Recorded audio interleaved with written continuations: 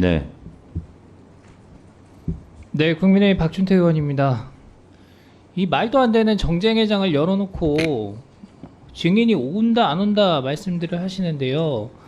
여러 번 말씀드렸습니다만 이 청문회 야당이 일방적으로 기획하신 거고 단독으로 상정해서 단독으로 표결 처리해서 지금 열리고 있는 겁니다. 국회 내 어느 상임위에서 그렇게 합니까? 여와 야가 있는데 같이 최소한 안건에 대해서 논의를 하고 사전에 협의 절차를 거쳐서 어느 정도 공감대를 갖고 진행이 될 수 있도록 그렇게 해주시기 바랍니다. 그거에 대해서 일방적으로 하시지 않았냐 문제 제기하면 맨날 그때 왜 안 왔냐 말씀을 하시는데 그때 원구성 형사상이 제대로 되지도 않았던 시점입니다. 그거 가지고 왜 안 왔어? 그러니까 그 국민의힘이 책임이 있다 이렇게 말씀하시는 거는 때려놓고 왜 맞았어 이렇게 말씀하시는 거나 비슷합니다. 거기에 대해서 다시 한번 말씀을 드리고 질의하겠습니다. 탄핵과 특검의 끝없는 이어달리기로 제22대 국회가 정쟁의 굴레에 갇혔습니다. 부끄럽게도 우리 법사위가 이 정쟁의 악순환을 주도하고 있습니다. 지난주 최상병 일주기에 열린 청문회에서 새롭게 밝혀진 사실은 하나도 없었습니다. 그럼에도 오늘 또다시 이런 불법 부당한 정쟁적인 청문회가 열린 것에 대해 매우 유감스럽게 생각합니다. 도이치모터스 주가 조작은 지난 문재인 정부에서 1년 7개월 동안 수사했음에도 연관성을 찾지 못한 사건입니다. 이후에 새로운 사실이 밝혀진 것도 없습니다. 명품 가방 사건의 본질, 몰카 공작입니다. 지난 대선 때 불법 녹취록으로 대선판을 흔들려다 실패한 서울의 소리가 소송을 당하자 앙심을 품고 국보법 위반 혐의가 있는 최재형과 손잡고 철저히 기획해 함정을 판 사건입니다. 여기서 서울의 소리라는 매체는 유사 언론이라고 부르기에도 저급한 공작 집단에 불과합니다. 이런 매체에 언론이라는 이름을 붙여준다면 조폭에게 흉기를 쥐어주는 것과 같습니다.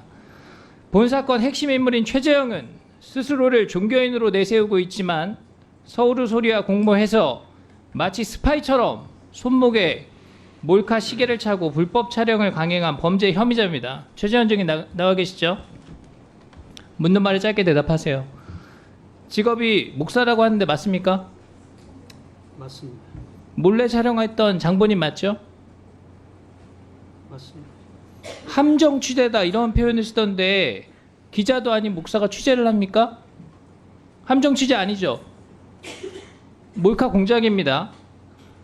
이 몰카 공작 지시한 사람 있으면 말씀해 주십시오. 본인 생각입니까? 아니면 서울의 소리의 이명수의 제안입니까? 아니면 제3자가 기획한 겁니까? 말씀해도 됩니까? 말씀하세요. 의원님께서 증인인 저를 호칭할 때 씨라든지 제 직함이 있는데 최재형이라고 말하는 거는 옳지 않다고 보고요. 최재형 증인 말씀하세요. 답변을 하라고요. 소리 누가 지르지 기획한 마시고, 겁니까? 소리 지르지 마시고. 뭐 지금 저런 태도 말이 되는 겁니까? 최재형이라니요. 최재형 증인이라고요. 말씀하세요. 언더커버 취재 차원에서 제가 김 여사를 접견하는 과정에서 제가 보는 앞에서 금융위원을 임명하는 걸 목격하고 그러니까 누구의 제안이고 누구의 기획이라는 제가 거 스스로 제가 목격해서 본인이에요? 제가 한 겁니다. 본인이 기획한 거예요? 그렇습니다. 그럼 이명수 기자가 제안한 건 아니란 말이에요? 그렇습니다. 이명수 기자는 제가 이 사실을 얘기해서 카메라 사주고 선물 사주고 그 조력을 했던 겁니다. 본인의 기획에 조력을 했다, 경제적인 지원을 했다 이런 겁니까? 이미 방송에서 수없이 나갔습니다. 그러니까 다시 한번 확인합니다. 맞습니까? 본인이 기획한 것이고 이명수 기자는 가방을 사주고 몰카를 사주고 해서 그 여건을 제공했다 이런 얘기입니까? 서로 뜻이 맞습니다. 부정부패를 보고 어떤 국민이든지 다 서로 조력하고 협력했을 겁니다. 화면 띄워주세요. 김건희 여사한테 접근하는 과정에서 양평 출신이다 이런 거 강조하고 영부인 선친이 운영했던 약국 이런 거 언급하면서 환심 살려고 했죠. 환신산 거 없습니다. 영부인 중학교 때 아버지 돌아가셨는데 이러한 부정을 이용해서 접근한 거 아니에요? 부정을 이용한 거 없고요. 평범한 대화를 했고 김 여사나 윤 후보는 당시 청와대를 안 들어가고 용산으로 자, 간다는 됐습니다. 목표도 영부인 아버지 안다고 예, 주장하면서 사진 용산을 보내다 들어간다는 조용하세요. 목표도 들어보십시오. 조용히 질문했으면 하시라고요. 들어보십시오. 묻는 저도 말에 제 할 말 할 답변하세요. 겁니다. 중단해 용산을 주세요. 위원장님 중단해 주세요. 용산을 들어가는 목표도 증인이 하고 싶은 얘기를 하라고 있자는 거 아니에요? 시간 질문을 중단해 주세요. 했으니까 응답을 하는 거고요. 잠깐 발언을 시간 중지하세요. 중단해 네. 주세요. 잠깐 중지하세요. 다들 조용히 하시고요.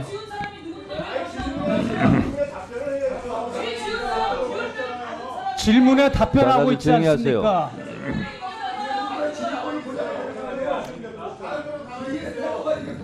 조용히 하세요. 조용히 계세요. 잠깐만요. 자, 서영규 의원님 조용히 좀 해주세요. 범죄자는 누굽니까? 온 세상이 다 아는 범죄자. 조용히 좀 해주세요. 국민의힘에는 박준태 의원이 왜 이렇게 여러 명이에요? 질의는 혼자 하고 있는데 왜 같이 질의해요? 혼자 질의하시고요. 그리고요.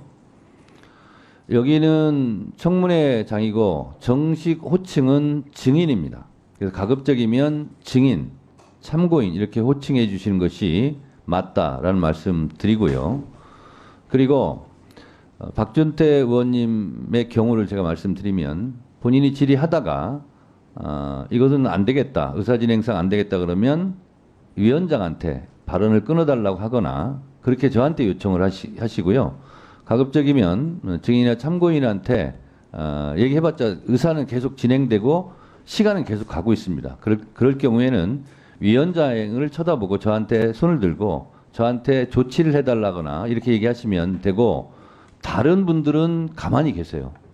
그러니까 결과적으로 보면 국민의힘 의원들이 계속 소리치고 해서 박준태 의원님 질의 시간만 낭비된 거예요.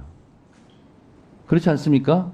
그래서 의사를 효율적으로 진행하기 위해서는 다른 분들은 잠자코 계시고 진행하다가 문제가 생기면 그거는 저한테 질의해 주시고 제가 보기에 박준태 의원님 질의하고 이렇게 소란을 피는 과정에 한 1분 정도는 손해 봤어요. 그래서 1분 더 넣어드리고 시간은 제가 이렇게 합리적으로 하지 않습니까? 그래서 1분 더 넣어주세요. 1분 더 넣어주세요. 서영규 의원님 의사진행 협조해 주시기 바랍니다. 자, 질의하세요. 예, 위원장님 고맙습니다. 자, 자료 보시겠습니다. PPT 우측 사진 한번 봐주십시오. 그 영부인이 보낸 메시지입니다. 목사님은 제가 가장 살인적인 공격을 받았을 당시에 제 친구같이 대화 상대를 해주셨던 분이고 아버지를 일찍 여의었던 탓에 어머니가 억울하게 감옥에 가 있고 저는 목숨을 끊을까도 하루에도 수십 번 진지하게 고민할 때 대화 상대를 해주셨던 분이에요. 물론 그리운 아버지 고향분이라 더 친근했죠. 증인 김건희 여사는 증인을 이렇게 진심으로 대했다고 보여지는데 김건희 여사 속일 때 미안하지 않았어요? 전혀 미안하지 않았습니다. 저도 진심으로 대해줬습니다. 대화의 맥락을 보면 증인을 그 귀빈처럼 예우를 했는데 거기에 대해 미안한 마음은 없었나요? 사적인 감정을 저는 의로 승화시키느라고 저도 굉장히 고통스러웠고 고민이 많았습니다. 저라고 해서 영부인하고 친하게 지내고 가깝게 지내면 좋은 줄 왜 모르겠습니까? 자, 좋습니다. 다음 장 보여주세요. 자, 영부인한테 답장이 안 오니까 난처하다. 본인이 경계 인물이 된 것 같아서 서글프다. 이렇게 매달렸죠. 이렇게 했던 이유가 뭡니까? 매달린 건 아니고요. 이미 저 때는 샤넬 화장품을 다 받으시고 양주, 민속주, 스탠드 갖가지 선물 다 받고 마지막에 저건 디올백 사진이기 때문에 공작 계획이 틀어져가지고 그런 거 아니에요? 그렇지 않습니다. 다음 장 보세요. 관절을 가게 해달라고 졸랐습니다. 졸른 게 아니고요. 이유가 있어요? 졸른 게 아니고 여사께서 왜 그 카톡은 안 띄우십니까? 여사가 술 받았습니다. 책 받았습니다 하면서 북한 강연, 통일 강연 만들어 자, 보겠습니다라고 답변해 주셔서 다음 장. 그거를 확인한 겁니다. 서울의 소리의 영상을 제공하셨죠? 제공한 이후에 어떤 대가를 받으신 거 있어요? 없습니다. 제보료나 사례를 받은 거 있습니까? 그런 거 없습니다. 전혀 없습니까? 네. 서울의 소리 유튜브 나가셨는데 거기 출연료는 있습니까? 출연료 주더라고요. 자세히는 묻지 않겠습니다. 자, 다음 장. 강연도 막 다니셨어요. 제가 파악한 현장 강연만 6개인데 이런 강연에서도 대가를 받으시죠? 강연료 받으시죠? 지난 10년 동안 저는 북한 강연을 한국에서 가장 많이 강연한 강연 연사입니다. 자, 검찰에 영부인과의 대화 내역을 제출을 했는데 제출할 때 편집해서 제출했죠. 본인이 유리하다고 생각하는 것만 편집해서 제출하신 그렇지 걸로 나와 않습니다. 있는데 저는 시계를 그냥 몽땅 다 그 방송국에 줬기 때문에 MBC 장인수 기자, 서울의 소리 그쪽에서 이명수 기자에게 편집했다는 줬기 얘기예요? 때문에 저는 영상 그쪽에서 기술에 편집했다는 전혀 얘기죠? 아는 바가 없기 때문에 편집 그런 거는 저한테 물어보실 필요가 없습니다. 네. 우리 양쪽 의원님들께 다 부탁드리겠습니다.